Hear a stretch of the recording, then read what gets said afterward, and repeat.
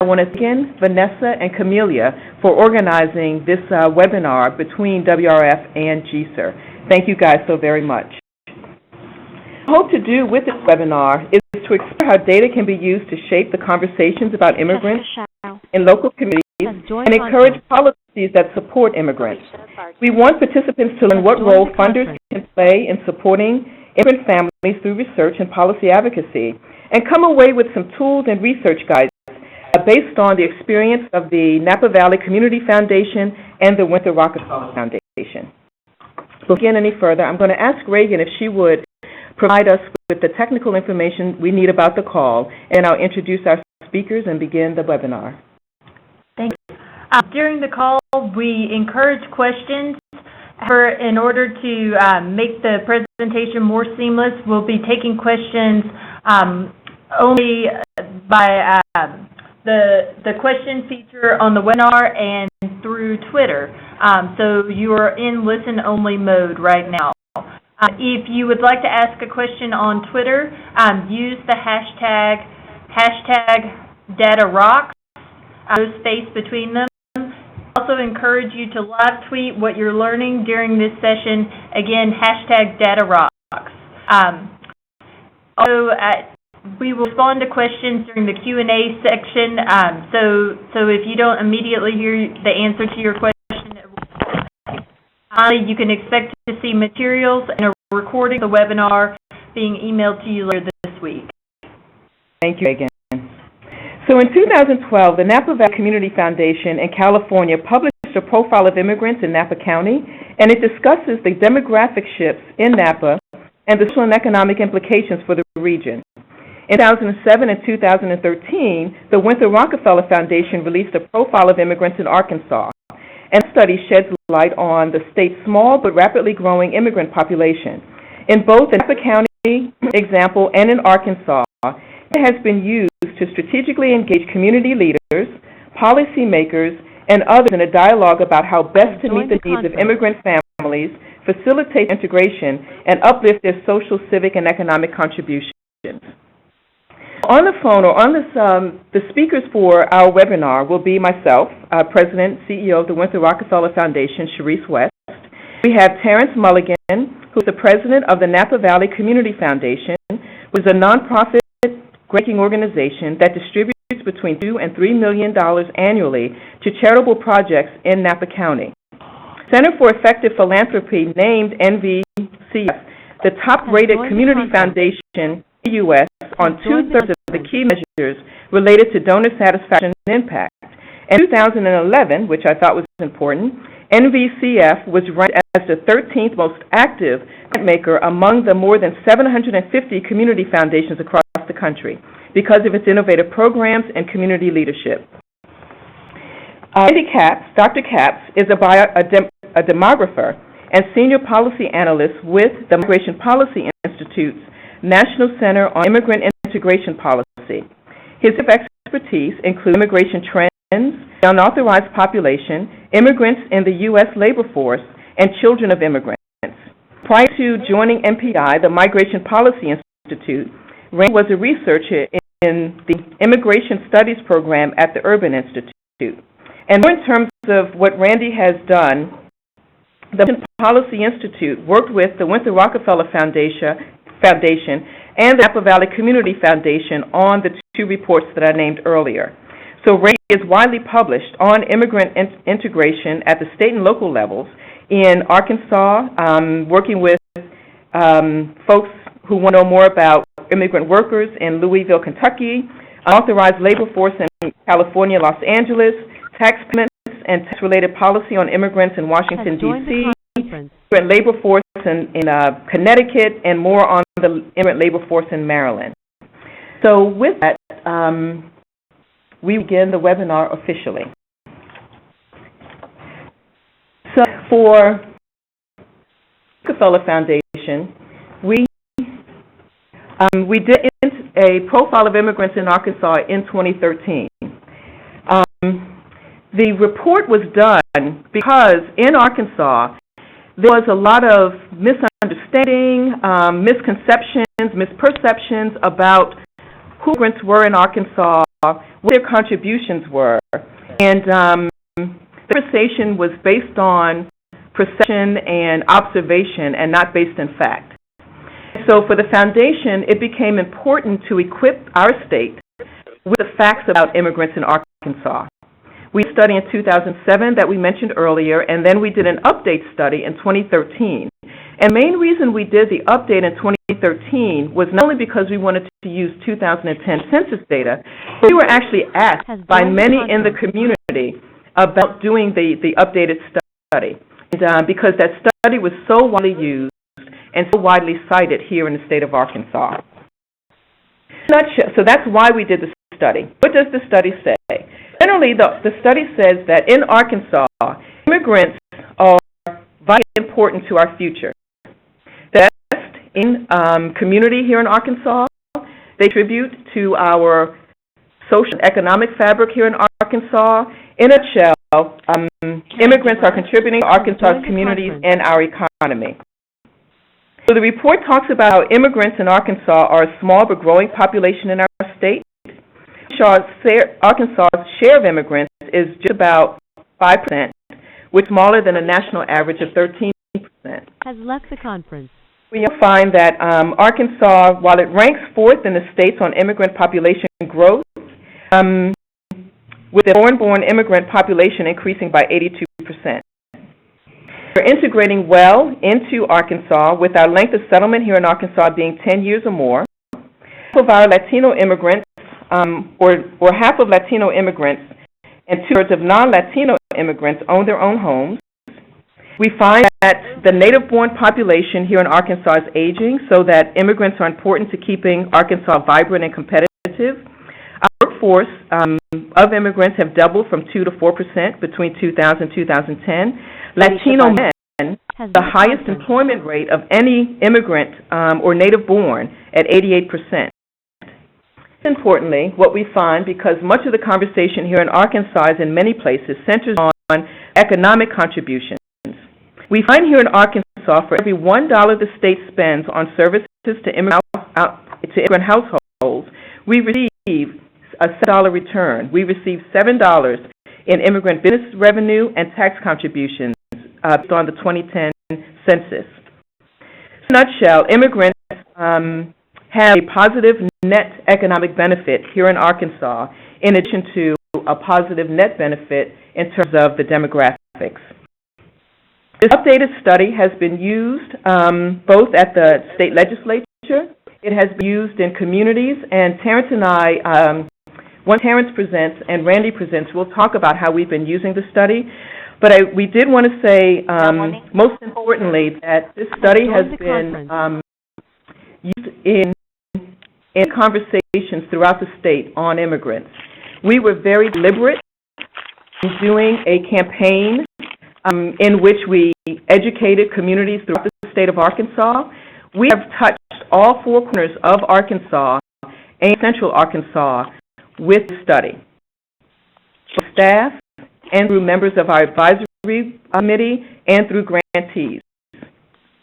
Also engaged in a conversation at our legislative session where we were very intentional about holding two sessions with legislatures to educate them on our study in preparation for discussions at the state legislature. Additionally, we are now working with the Northwest Arkansas Business Council because most immigrants in Arkansas, especially our Latino immigrants, are centered in Northwest Arkansas.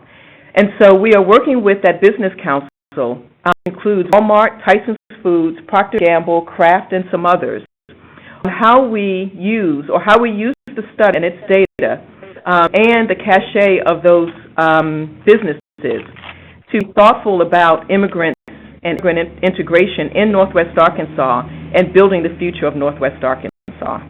So those are just three examples of ways in which we're using the study proactively in both policy discussions and in discussions on the future of Arkansas.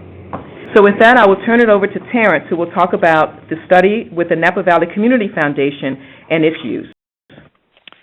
Thanks. Good morning, everybody, from Napa. So Before I talk about what we learned, I guess I'll speak to the why of the study. We found the community, and we noticed that the community was changing a lot.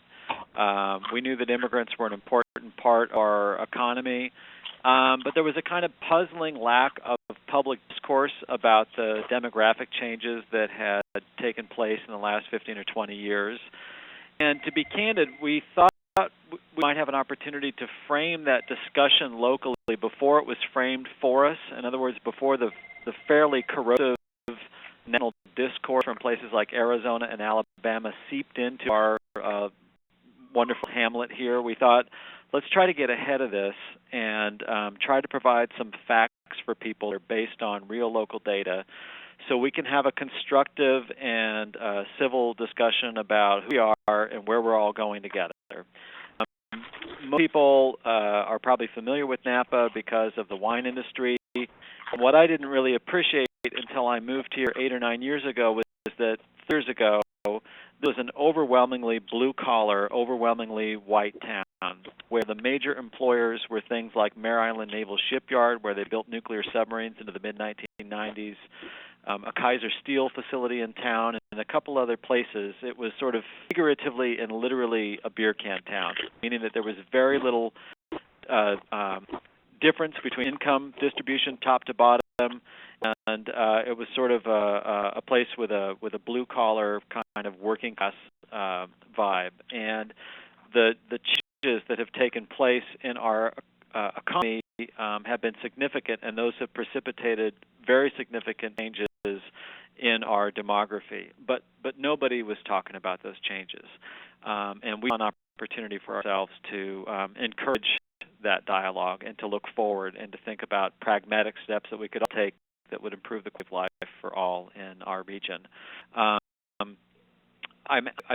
could tell you what the headlines are of our study. They're going to sound very similar to what Charisse had to say.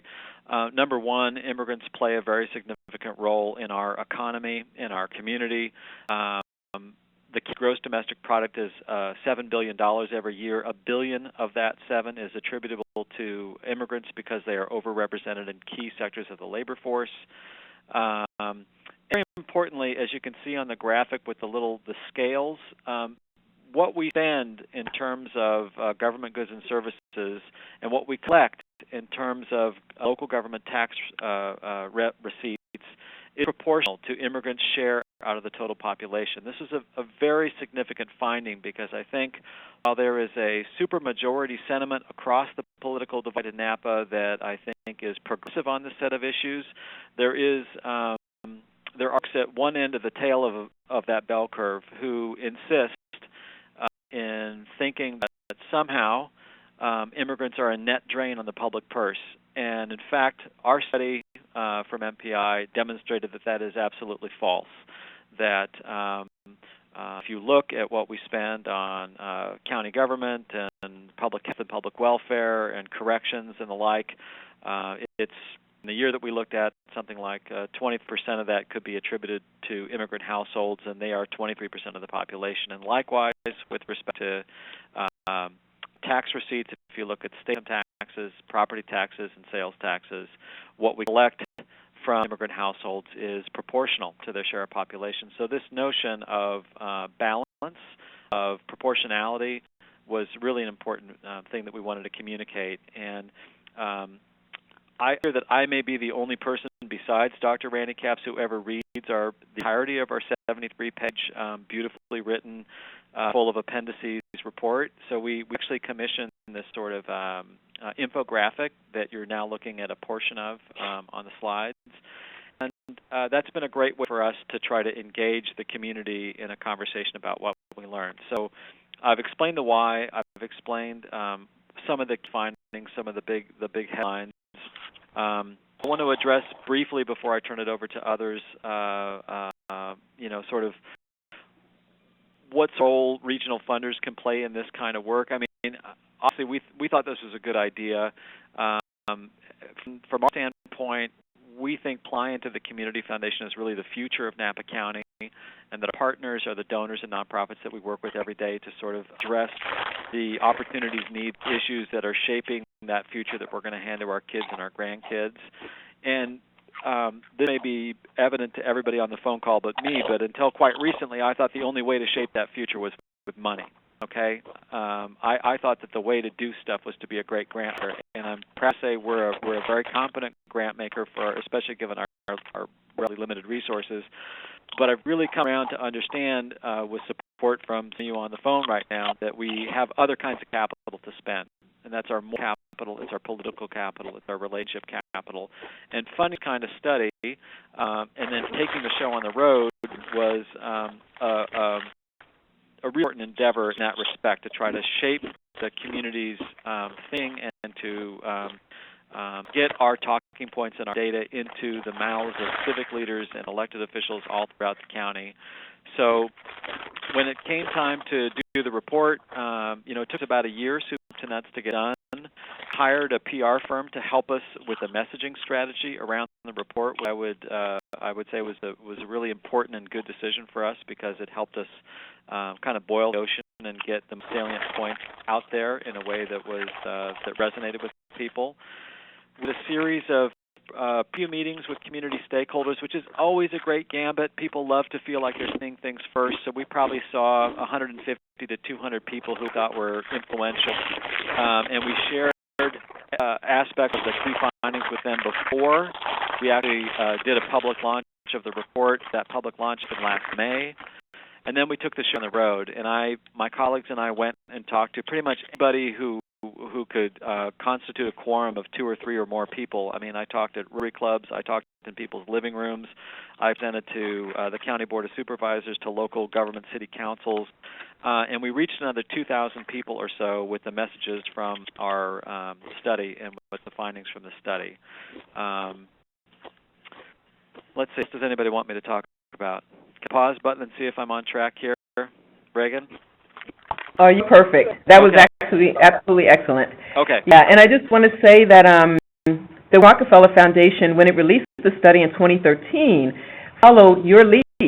You and I talked a couple of times, and you told us what your strategy was, and we went on the same type of whisper campaign before we released the study to mobilize our base, allies, so that we could have others talk about the state in a positive way here in Arkansas, and then so we did a lot of pre-work, and then post the release of the study, we also followed your lead and the advice that you gave us based on your experience, in that we speak to any and everybody about the findings of the study, and because as many ambassadors that we have that give facts, the better the discourse will be.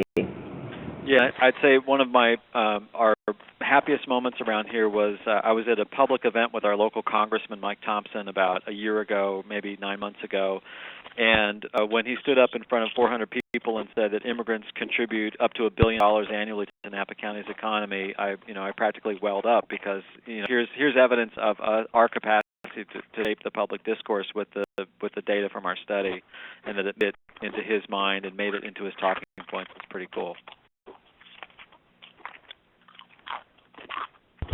Parents.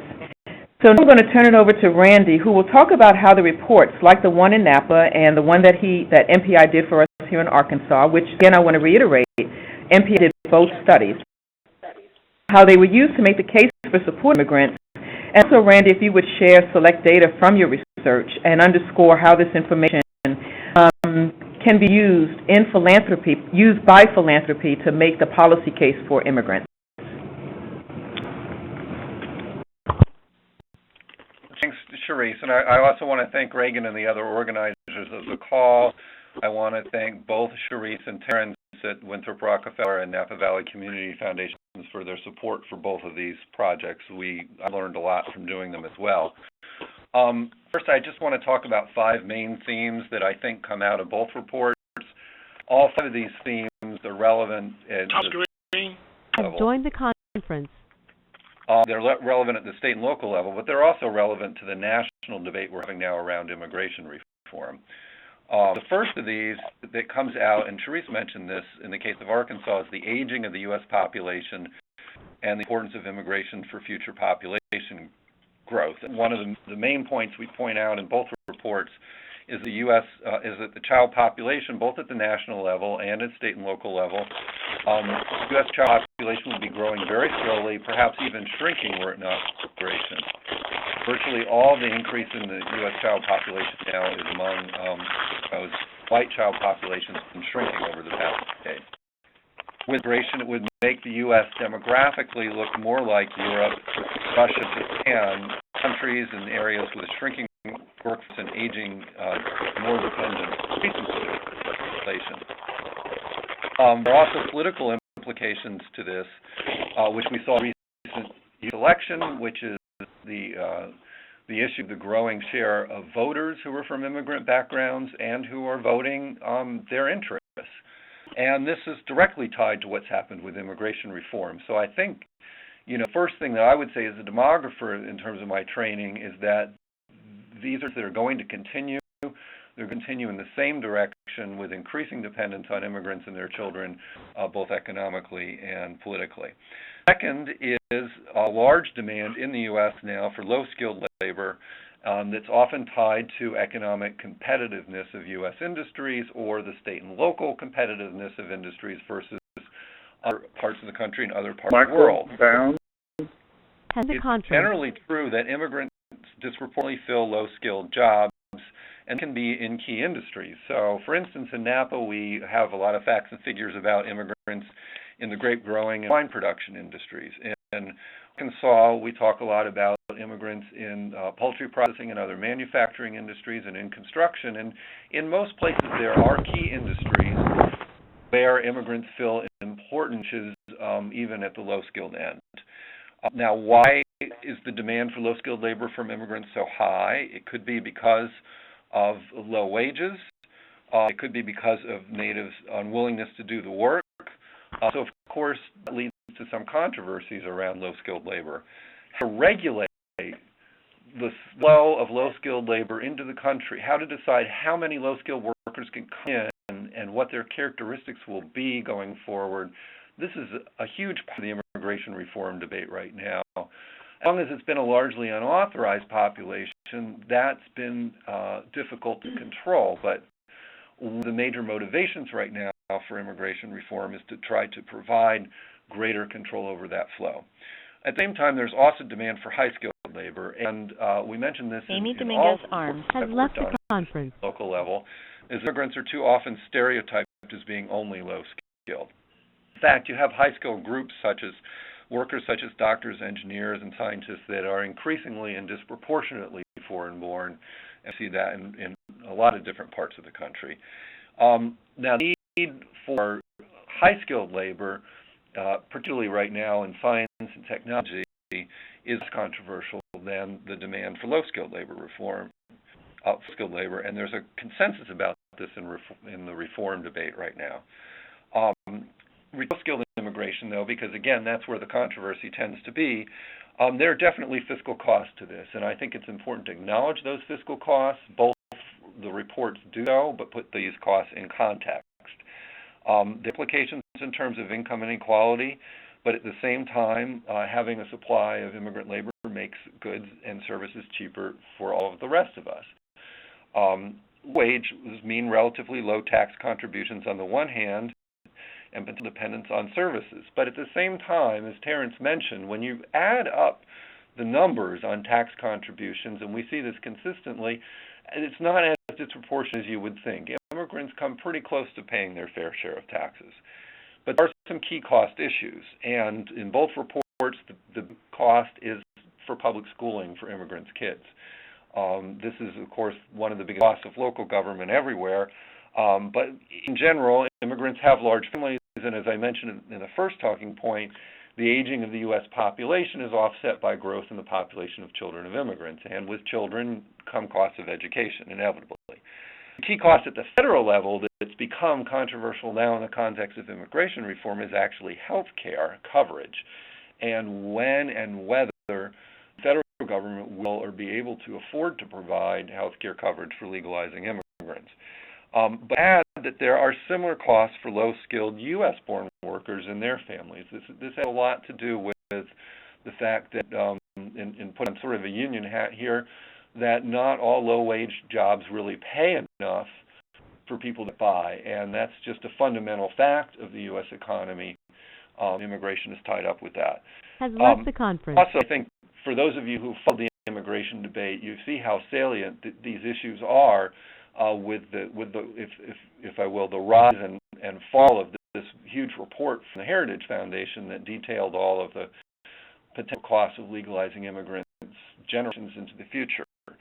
The Heritage population report got it wrong, and where in general most of the reports that are very critical of immigrants and their costs get it wrong, is they really don't put these costs in the context of economic contributions. And this is something we tried to emphasize, and I think we were effective in both reports, and I think that Terrence and Charisse have been very effective, and their foundations have been very effective in carrying this message into the state and local policy discourse. There are a range of different ways of measuring these economic contributions. It's hard to exactly pinpoint them, but they're very much related to the fact that immigrant households, like all households, spend their money locally in the community, and that money employs other people. It pays for goods and services. It generates more taxes, etc. And that immigrant workers add value. They add value in the wine industry. They add value when houses are being built. They add value in poultry processing and other manufacturing in Arkansas. And that added value also has multiplier effects on the economy. Measuring these contributions is an art, not a science, but like to see the numbers. They like to know the methodology behind them. And whenever those numbers are produced, they tend to show something like what Charisse mentioned earlier in the call, something order of a 7-to-1 ratio of economic contributions versus fiscal costs. So the reality is that there are more contributions that immigrants make, even in low-skilled labor, than are in terms of fiscal costs. This is where the difficulty comes in, though, and this is where the role of foundations comes in. It's where the role of public policy comes in, is that low-skilled workers and their families need support. Immigrant families need the same kind of support other low-wage and poor families need. We talk a lot about this in the Arkansas report, the fact that poverty rates are very similar between African Americans and Latino immigrants in the state, that needs for housing, for better quality education, for health care, social services are very similar between those two populations, and that there's a very large role for philanthropy to play in that area. At the same time, though, there are specific needs for immigrant integration, and we do talk about these in the report, and they're likely to expand if immigration reform succeeds. It's the need for assistance for immigrants to naturalize and become citizens. It's the need for assistance in learning English. It may become a requirement if immigrants want to legalize and become permanent residents. It'd be the need for legal assistance in figuring out who is and isn't eligible to legalize and become a citizen. But there are a range of also very immigrant-specific types of integration services that will help. They'll help maximize the contributions of immigrants. They'll help maximize the potential future contributions of immigrants' children to the economy and lower their costs. So those are my general talking points, and with that, I'll hand it back over to Charisse. Absolutely. So I'm going to ask Reagan if you would give us instructions again on how to get questions to all of us, and I want to have a follow-up conversation or questions with Randy and Terrence. Absolutely. There are two ways to send in questions. One is to send a question to WRF host in the question feature in the webinar. The other way to send us a question is to send us a tweet with the hashtag #DadRocks.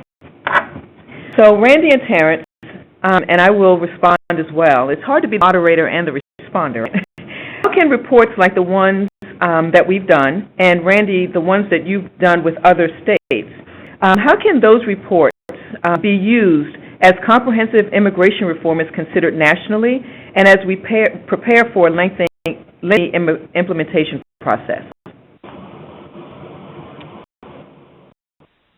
Well, yes, this is Terrence. I can speak to that. I mean, I think our report, frankly, we really with the timing. You know, we had anticipated releasing this report in 2011, and it just took longer than I thought. Not because Randy took longer, just because we took longer to be partner for the research, and so we released the report last spring. and into a world where the politics of a general election for the president, there's a lot of attention on immigration, and in the same way, we've been looking for the sort of, okay, what are we going to do about all that piece since last summer, right? Because you have a study like this, and you think, okay, now what?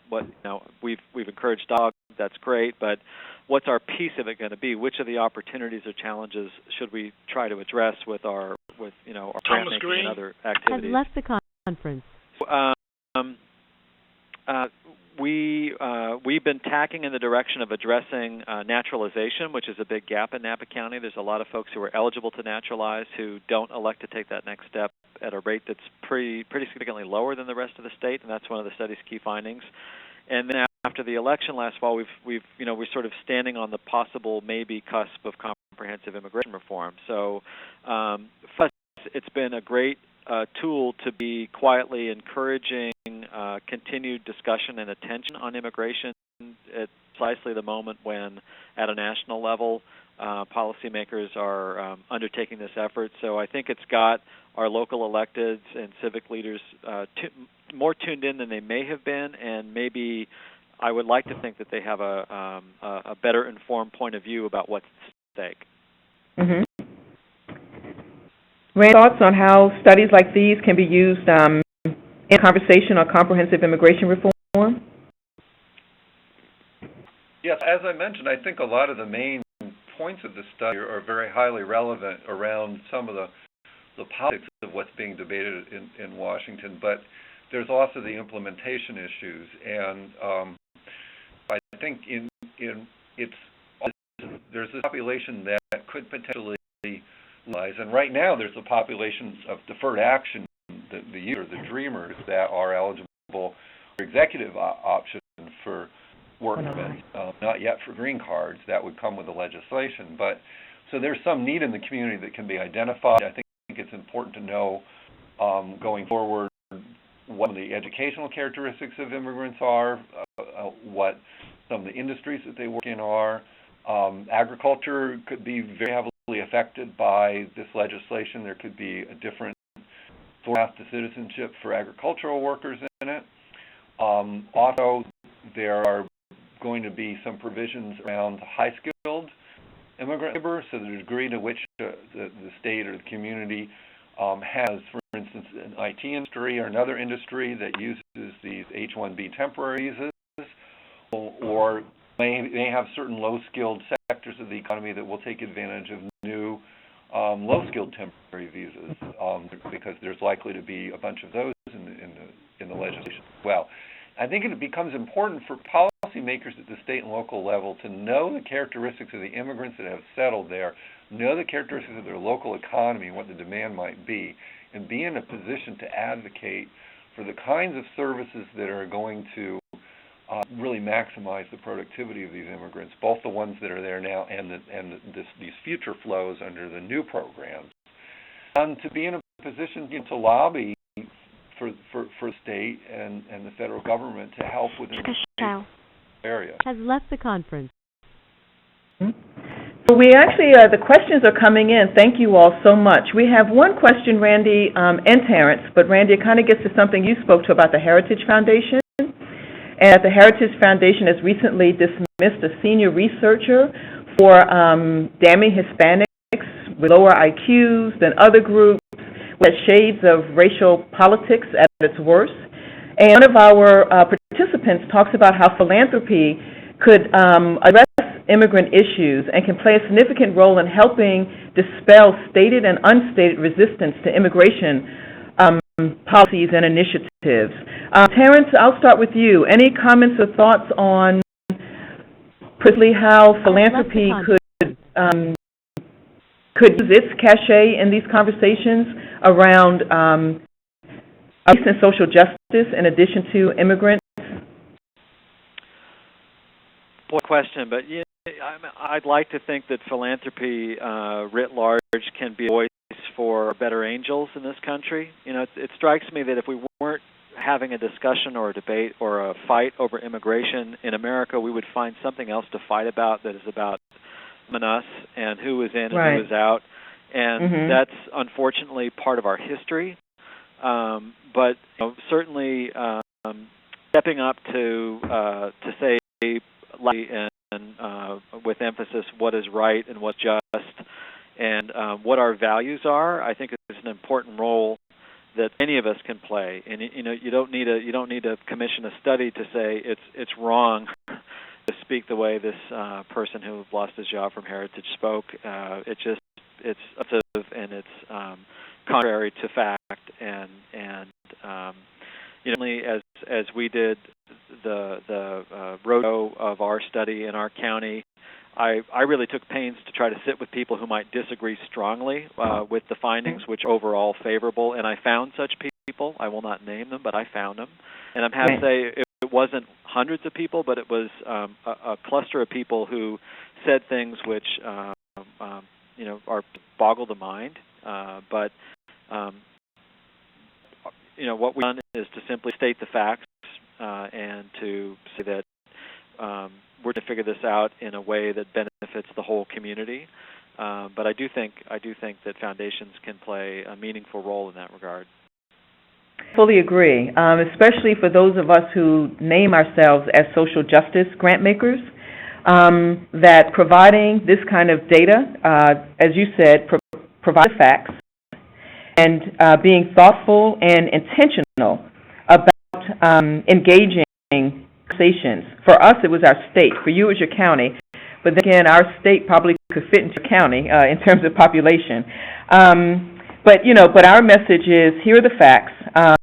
Facts speak for themselves in terms of the demographic and economic contributions that are being made, and ensure that we have a data-driven conversation about the positive impacts of immigrants in our state's communities and economy.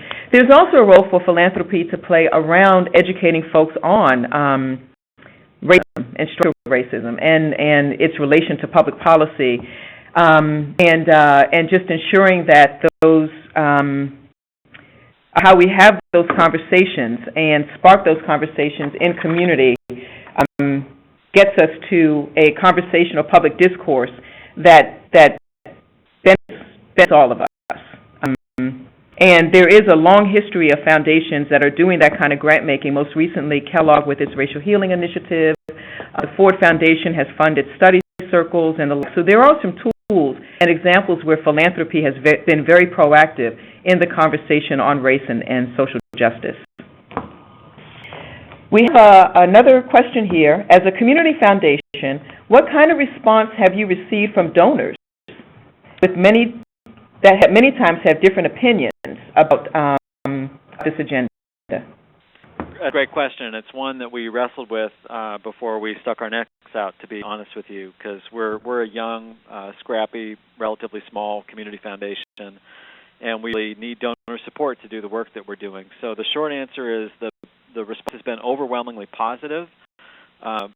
With the support of a $500,000 challenge grant that we got last spring, raised almost $500,000 from about 75 different individuals and families, many of which, at least 2 or 3 dozen, had never given a gift to the Community Foundation before. But they recognize that we took a risk, and they recognize that what we're doing is really important and relevant, and they want to get involved to help in the next phase of the work. Certainly, I've received a few, angry voicemails, not from donors that I already know, but from people in the community, because unfortunately the local paper made a horrible mistake when they talked to work a couple weeks ago. But by and large, the community really stepped up to embrace what we're doing and to give us props for trying to make a difference. And we have another question here from a participant. Thank you guys so much. Keep them coming. Why is it important? So many I'm going to choose. For foundations that may not have the resources to issue a comprehensive report, what are some easy ways that they can access and use demographic data on immigrants to inform their grant making and start a conversation about immigration in their institutions? We have a data site at www.migrationpolicy.org where we try to provide immigration data in a little bit more user-friendly manner. The Census Bureau is making a lot of statistics available at the state and local level now with the American Community Survey on a pretty updated basis. They tend to only be a year or 2 years behind the current year. And there's a lot of different kinds of data points now that are pretty easy to get that you couldn't get even just a couple of years ago.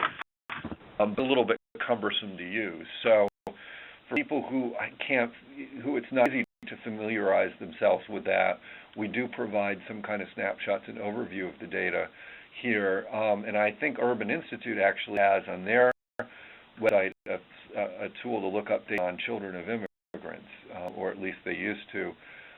So there are some sources out there where people can get some pretty recent demographic data if they want. Mm-hmm. And GCIR also has a great census data hub with America's Immigrants, and you can use the interactive map also to find data, and you also can get down to other levels statewide. And I was just going to add that if you're in California, and this may be true in other states, our California State Department of Finance does population projections broken out by demographic group. And that's how we became aware a few years ago that Napa County is projected to be the first majority Latino county in the nine counties that constitute the Bay Area of San Francisco. And so that stuff's free and it's online and it's pretty comprehensive, and it was a helpful thing for us as well. Okay. Another question we have is, what was one of the biggest aha moments in doing the studies, and what did you learn that you do differently?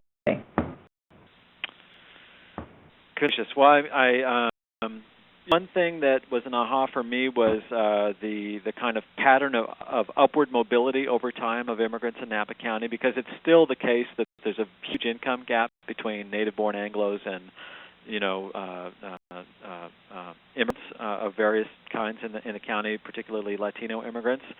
But if you look over 20 years, poverty rates have declined almost half, and rates of home ownership have increased significantly. And so these themes about sort of self-making and building a better future for our kids that recur throughout our history are very evident even over a relatively short time horizon in Napa. And so that was both surprising, I guess, and hopeful for me. Mm-hmm. And for us at the Foundation, this study pretty much said what the 2007 study said, that there was a net positive economic benefit here in the state, and immigrants are a small but growing population. I think here perception for our state was that we are that it's a population explosion, or it's burgeoning, or just this huge boom in our population here in Arkansas. But in reality, it is 5% or thereabouts of our population. So in Arkansas, as I'm sure other places, there's a whole lot that's centered around who's here undocumented, our language, illegal, their language.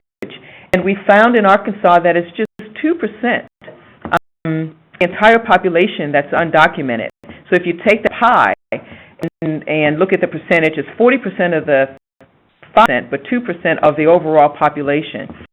So that our undocumented population isn't as huge as many people believe that it is. And even though we say that and talk about that repeatedly, it's still a struggle for folk not to focus in on who's here legally versus illegally. So that still remains a bit of a struggle for us in terms of how we speak about it.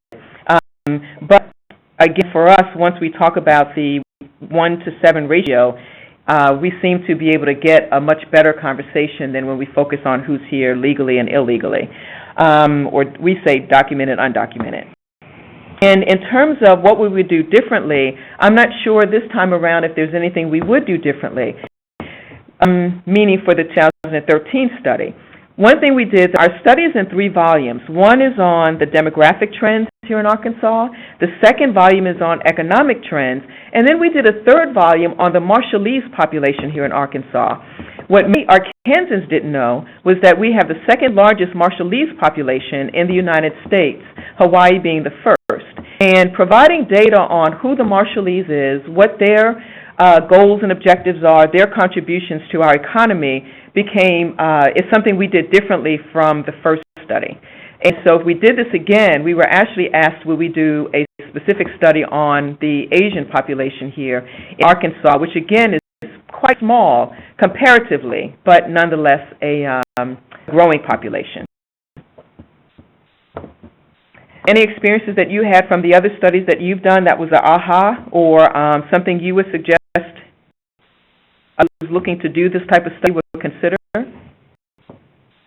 Yeah, there's something from a researcher's point of view in terms of putting this all together, and we're struggling with this in a huge way now with some national work that we're doing.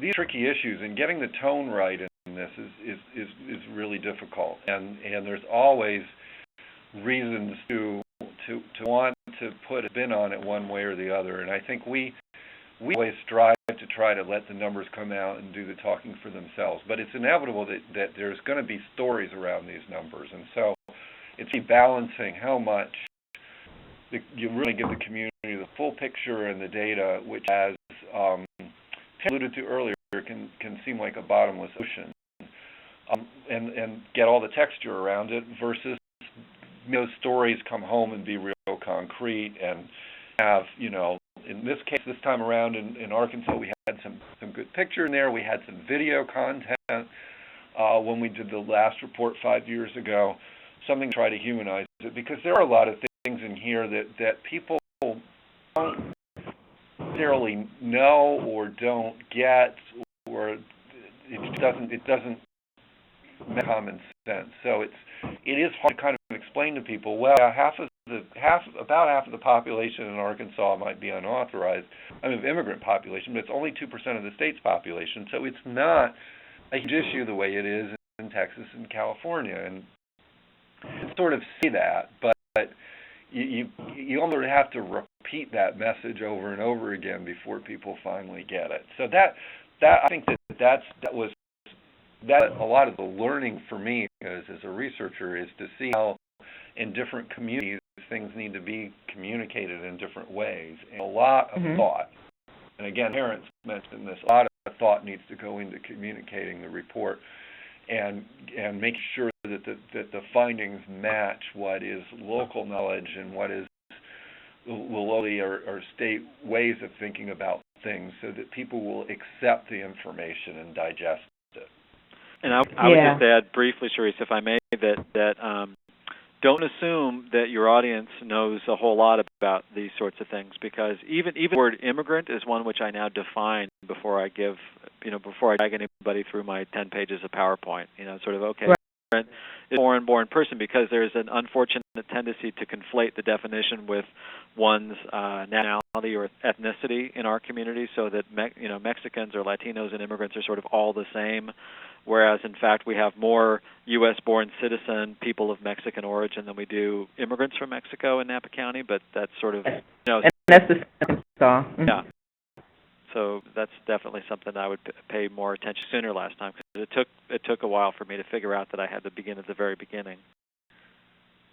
Yeah, we actually have a fabulous question from, interestingly, one of our trustees, who writes, one benefit to WRF itself was the education its Board of Trustees received throughout the immigrant study process, and the translation of the data into funding priorities and grant making.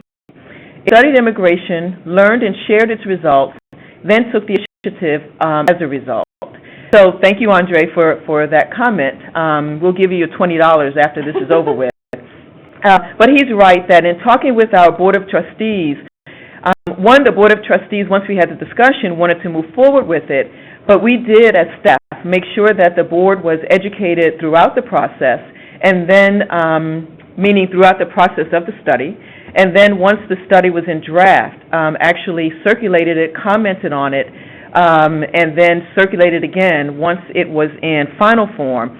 And then similar to Terrence, again taking Terrence's lead, we were very intentional about developing a communication strategy. Terrence pretty much laid out what that strategy was, and I want to say for those who are participating, we did what Terrence did. It's just that as opposed to a county, we did it throughout the state. And that included, before the study was released, in addition to getting allies on our Board of Trustees, we spoke to those in the business community, our grantees, and others that we knew of that were interested in this, wanted to know about it, asked us to do it, and began doing a whisper campaign on the study, and asked them if they would be our ambassadors for the study.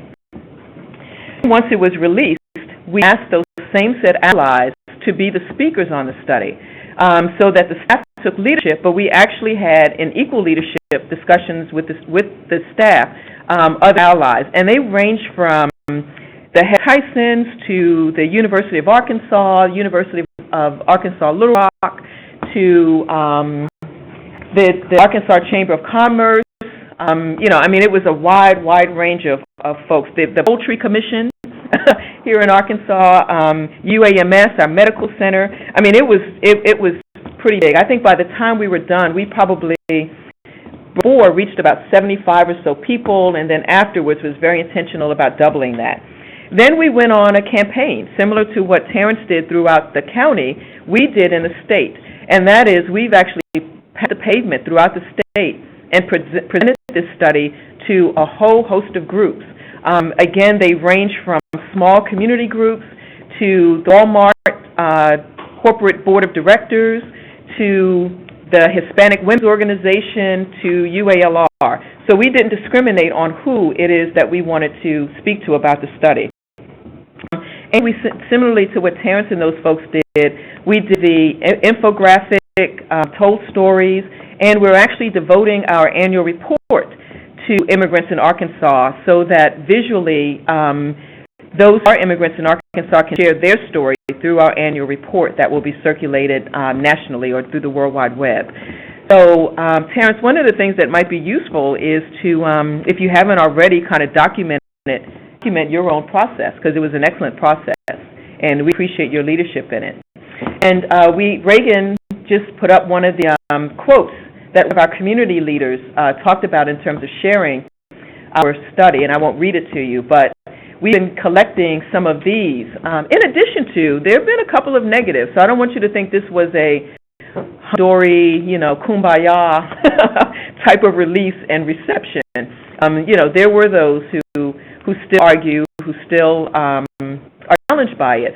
But actually, the Arkansas Democrat Gazette, which slammed us in 2007, because we did this whisper campaign and got to the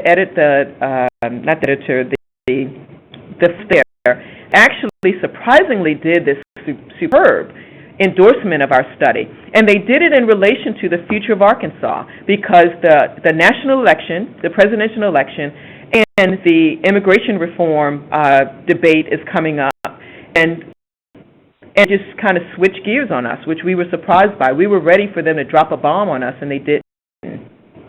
So I think that if you embark on this, the study itself and its contents is important, but it's also important to make sure you have a very thoughtful and thorough communication strategy. So with that, I will invite for Terrence or Ray any last comments or suggestions to inform our Philanthropy colleagues about advice, best practices, or parting thoughts.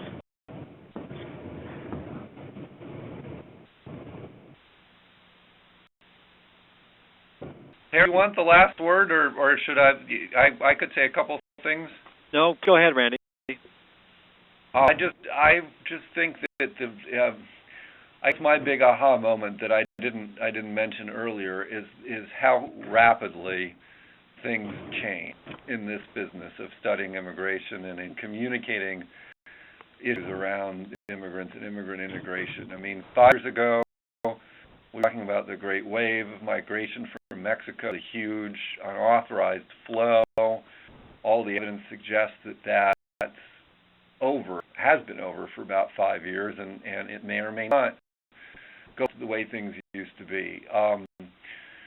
When that study 5 years ago in Arkansas, it was the beginning of a period of a lot of legislative activity and law enforcement activity at the state and local level that was very much aimed at excluding immigrants, and we've turned the corner now politically. And regardless of what happens with the immigration reform legislation, it's a different environment now nationally, and I believe it probably is across the states and in local areas too, regard to immigration. And who knows what the next big change is going to be, but I just think it's always important to try to look ahead too and think about what this might look like in a few years from now. What are things going to look like if immigration reform passes and we're in the process of legalizing 10 million or so immigrants? What's it going to look like if we have these new programs with high and low skilled immigrants coming in both temporarily and permanently? Alternatively, what will the future look like if immigration reform doesn't pass?